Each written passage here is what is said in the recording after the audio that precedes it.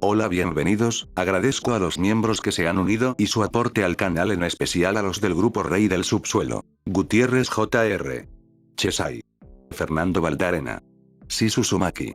El señor Pepo Papeada. Y Abmlol. Muchas gracias por todo su apoyo. Sin más dilación.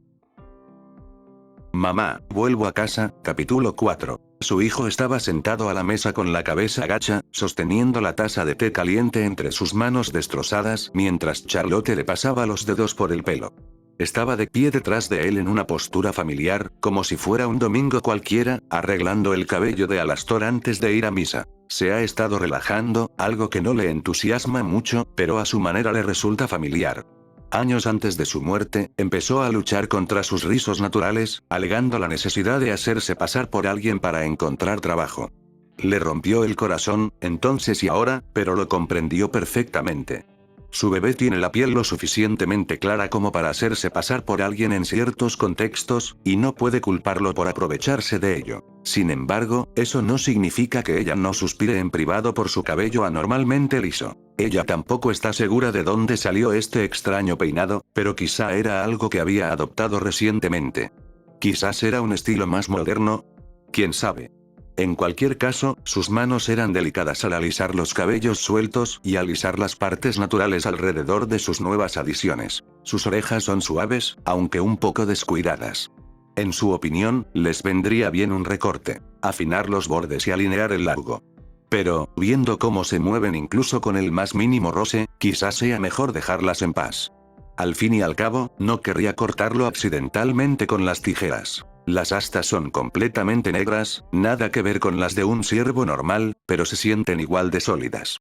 Las puntas terminan en puntas afiladas, y ella tiene cuidado de no engancharse con ellas, no porque les tenga miedo, sino porque sabe que Alastor jamás se lo perdonará. Le dolió el corazón al ver venas negras que se extendían desde la base de las astas hasta la coronilla de Alastor.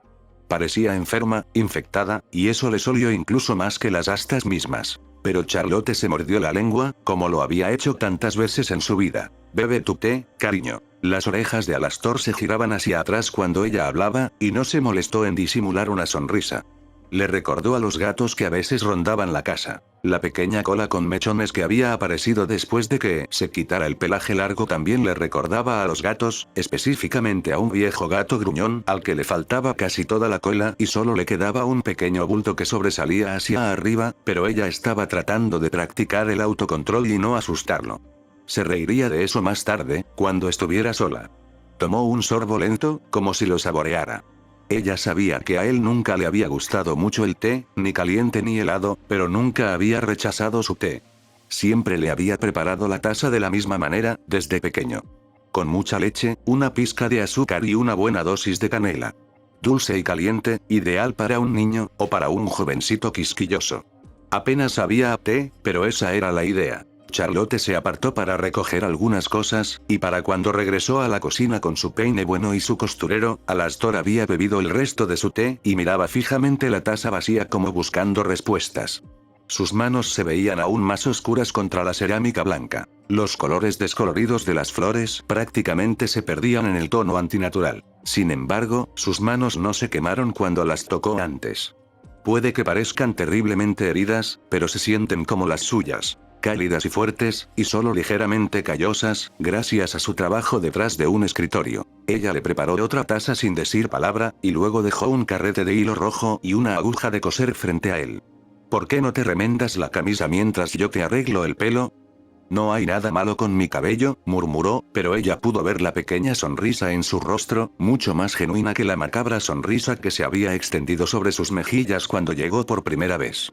Perdóname por querer ver esos adorables rizos que he extrañado por más tiempo del que he estado muerta y desaparecida, dijo con un tono irónico, y se divirtió cuando sus orejas se aplanaron. Sí, mamá. Trabajaron en silencio, tan cómodos como una colcha vieja en una noche fría, dejando que la programación de Alastor los impregnara mientras él cosía y ella peinaba.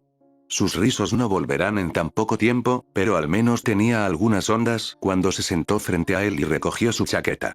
Encontró un hilo rojo ligeramente más oscuro, y Charlotte se puso a remendar los pequeños agujeros en las mangas. Supongo que el dobladillo andrajoso es a propósito, ¿no? ¿Indulto? Se burló, levantando el dobladillo de la chaqueta, mostrando los desgarros y rasgaduras. Esto. Sé que nunca dejarías que tu ropa se pusiera así por accidente, así que debe ser a propósito, ¿no? Se sonrojó ante la acusación, que era prácticamente una confirmación. Es la estética. ¿Qué dijo Ángel el otro día? Es mi marca. Es una marca un poco tonta, si quieres mi opinión, pero los dejaré en paz, negó con la cabeza con una sonrisa divertida mientras Alastor resoplaba y empezaba a ponerse la camisa recién arreglada. ¿Quién es Ángel? Un conocido, supongo, dijo lentamente. Se aloja en el hotel donde trabajo. El Asbin, ¿verdad? Te he oído hablar de ello en tu programa varias veces. Alastor le dedicó una sonrisa complácida, como siempre lo hacía en la Tierra, cada vez que ella recordaba algún detalle de una de sus transmisiones. Como si aún estuviera un poco sorprendido y honrado de que su propia madre se dignara a escucharlo. Sí, eso es.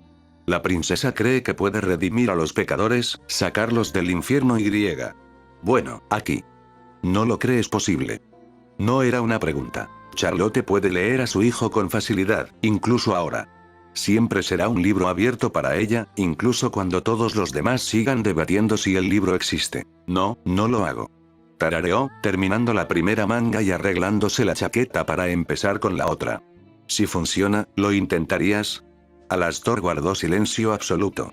Charlotte le dedicó un largo instante antes de levantar la vista y descubrir que se había quedado paralizado con la taza de té a medio camino de la boca, el ceño fruncido y los ojos rojos fijos en el vacío.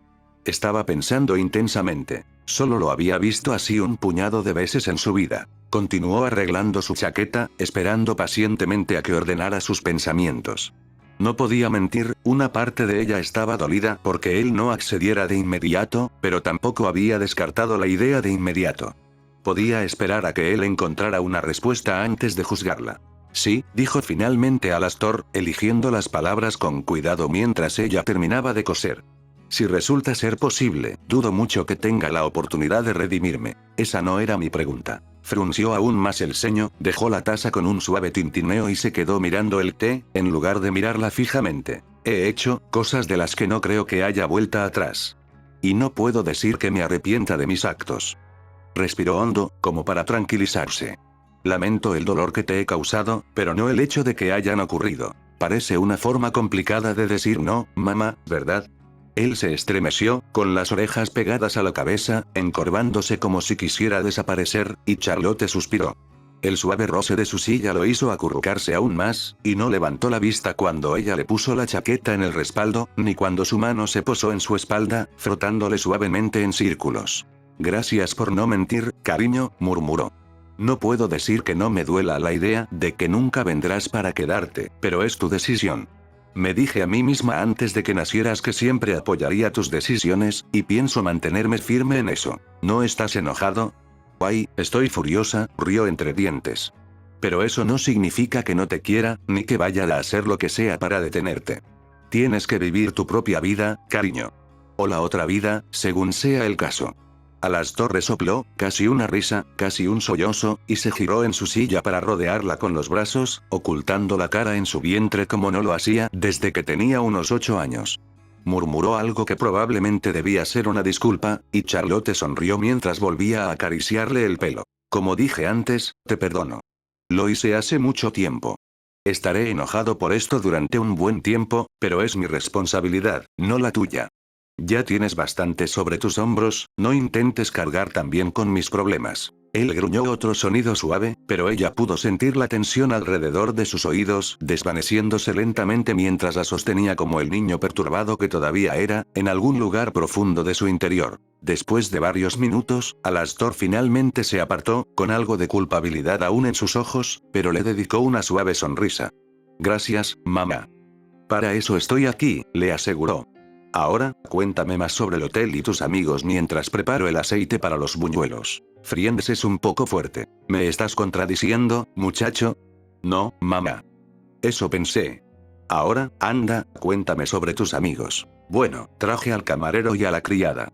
Los conozco desde hace bastante tiempo, y cuando llegué, la princesa no tenía empleados, así que había que solucionar eso primero.